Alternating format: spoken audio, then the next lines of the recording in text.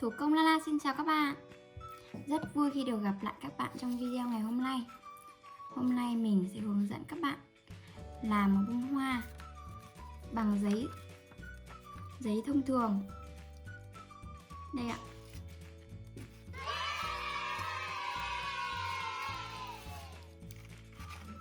Giấy này thì chỉ là giấy màu hoặc giấy vở viết, giấy báo các bạn đều có thể làm được ạ.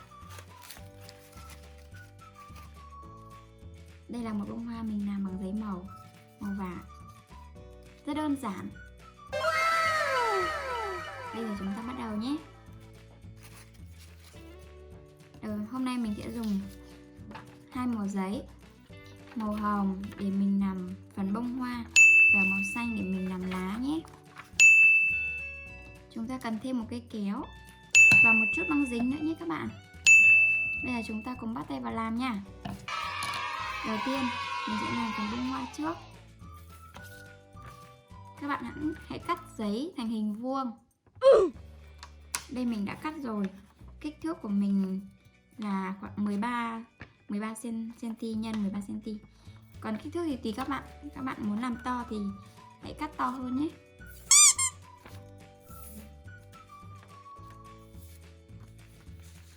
Mình sẽ gấp chéo nó lại. Rồi lại gấp bên đối diện nữa.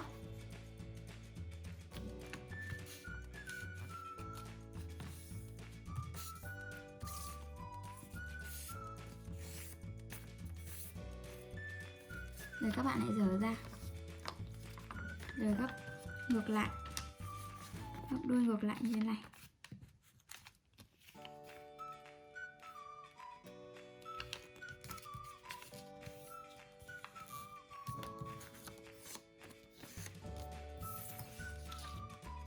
Đó.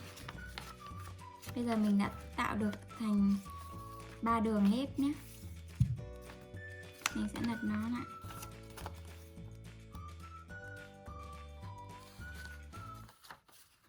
Rồi gấp như thế này ạ.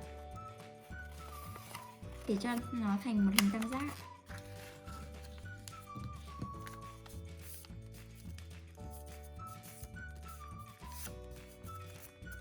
Đây ạ, bây giờ đã thành một hình tam giác rồi ạ.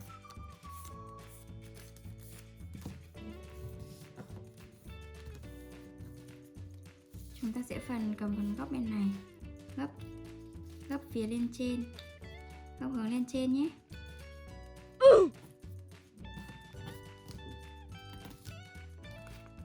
Tương tự với bên còn lại.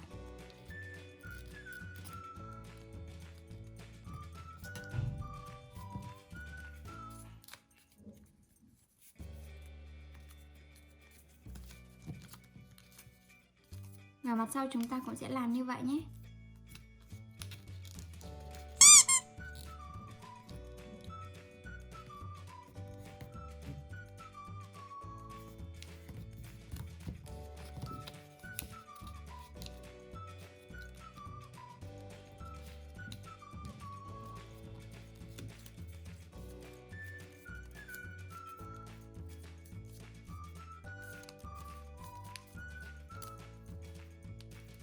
Sau khi mình đã gấp thành một hình vuông như thế này rồi, các bạn hãy mở hai bên ra. Đây ạ. Bên này mình cũng sẽ mở ra.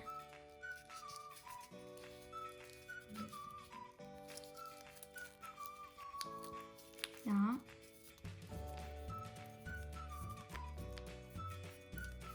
Nó vẫn là một hình vuông. Bây giờ chúng ta sẽ gấp một cạnh này vào. Chúng ta sẽ gấp quá cái đường này một chút nhé. Quá cái đường này một xíu thôi ạ.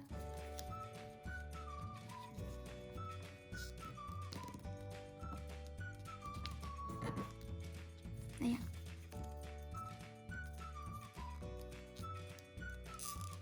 Chúng ta tương tự gấp bên còn lại.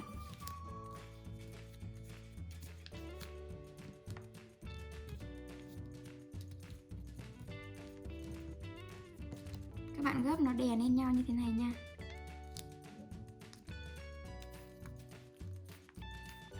Và bên kia mình cũng gấp như vậy luôn ạ.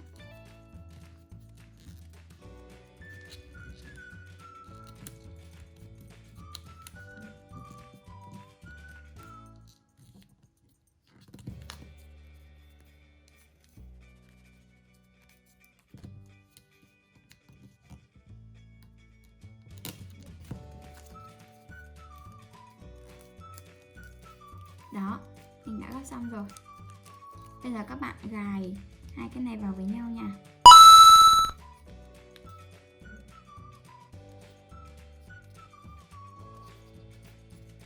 Đó, cái này là mình đã gài rồi đấy ạ.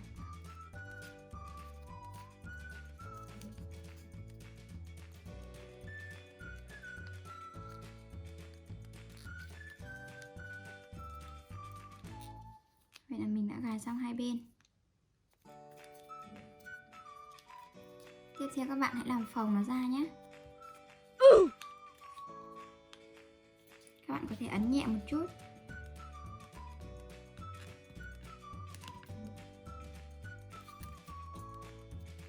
Hoặc có thể thổi, hoặc là lấy một cái gì đó nhọn đẩy nó ra.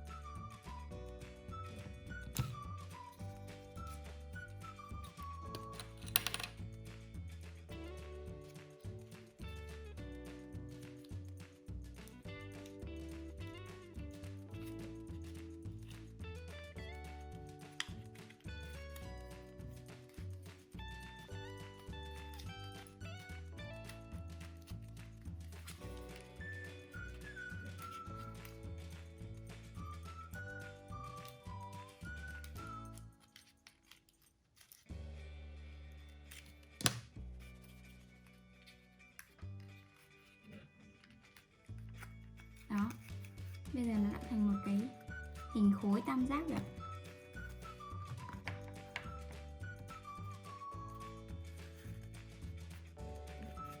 Bây giờ các bạn sẽ tẽ cánh của nó ra nhé.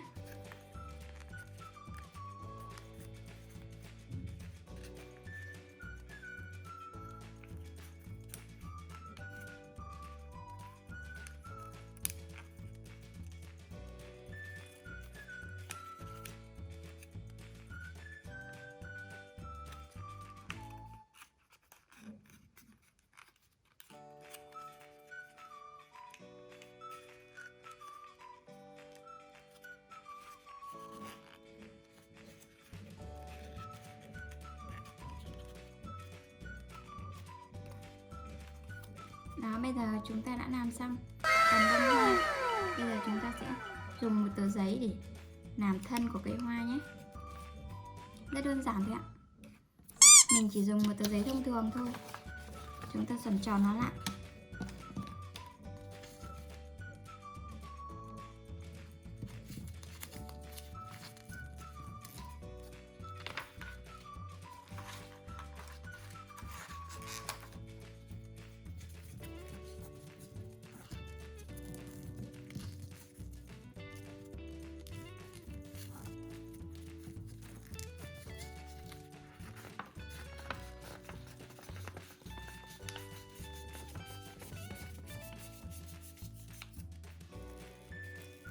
Chúng ta hãy lấy băng dính cố định nó lại nha.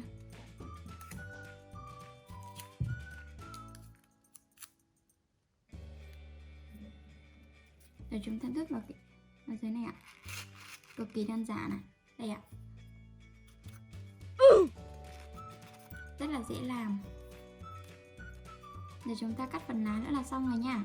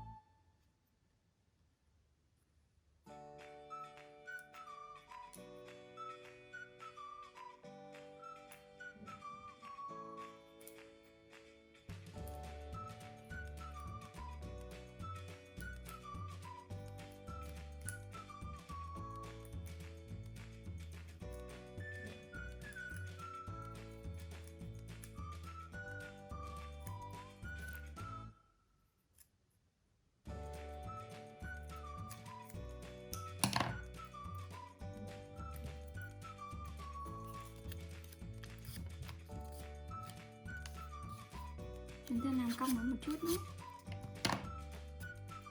Mình sẽ làm 2 chiếc lá.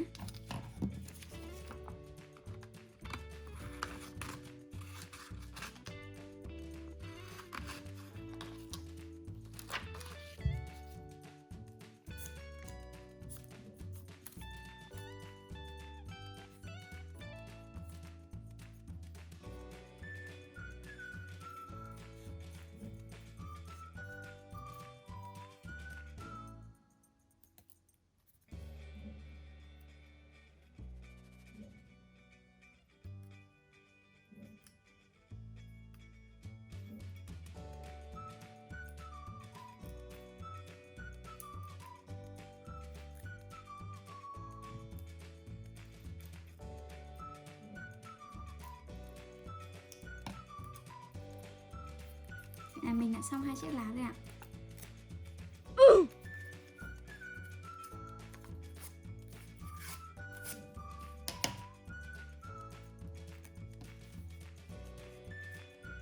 Chúng ta hãy dùng băng dính cố định nó lại nhé.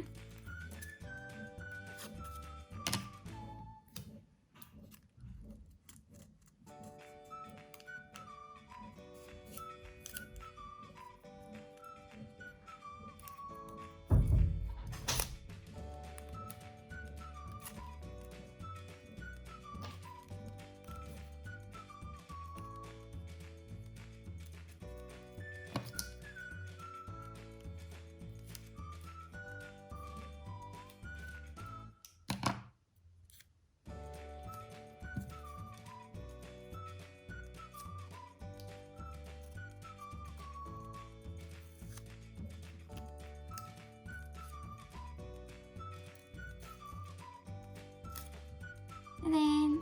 Vậy là mình đã làm xong một bông hoa rồi.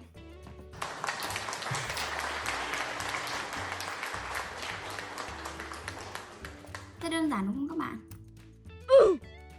Làm bằng giấy trắng cũng được nha.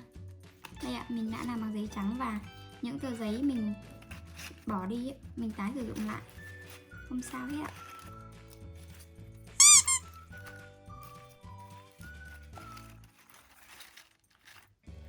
Vậy là mình đã hoàn thành rồi. Cảm ơn các bạn đã theo dõi nhé. Bye bye, hẹn gặp lại.